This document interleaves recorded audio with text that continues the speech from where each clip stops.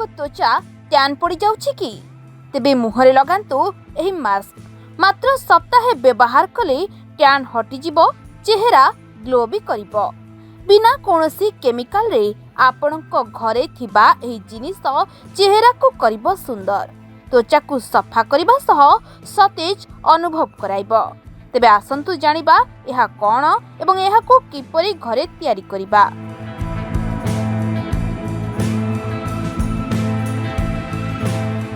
मुहर ट्यान हटाइबा को हेले दही कॉफी एवं ऑरेंज पील बहु मात्रा रे सहाय्य करे। प्रथमे गोटे चामच दही रे गोटे चामच कॉफी पकाई फेंटी दियंतु। या परे गोटे चामच कमला चोपार गुंड को पकाई भल भाबरे गोलाई मास्क को प्रस्तुत करंतु। एहाकु मुह एवं बेकरे लगाई 10 रु 15 मिनिट छाड़ी दियंतु। या परे साधा पानी रे भल भाबे धोई दियंतु चेहरा को। देखिबे तुरंत एहा तार फलाफल देखाइबा आरंभ करिदेबो। लगातार गोटे सप्ताह एही मास्क को लगाइले ट्यान संपूर्ण गायब होई जिवो। एही मास्क छड़ा एमिति किछि स्क्रब भी अछि जहा मुहरु ट्यान दूर करिबारे सहाय्य करे।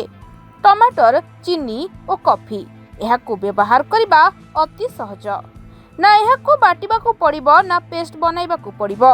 डायरेक्ट आपण टमाटर को आनी ताकू दुई फाड़ करी ता उपरे किछि कॉफी और अल्प चीनी देई धीरे धीरे मुहरे स्क्रब करंतु। 2 रु 3 मिनिट स्क्रब करिबा परे ठंडा पानी रे मुह धोई दियंतु।